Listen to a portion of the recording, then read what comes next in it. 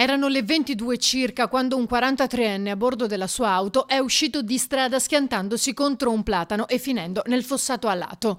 A Ceggia, in località Pradi Levada.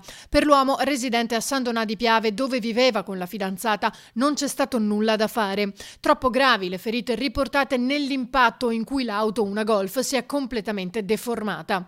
Sul posto, infatti, i vigili del fuoco sono arrivati da San Donà di Piave con tanto di cesoie per estrarre il 43enne.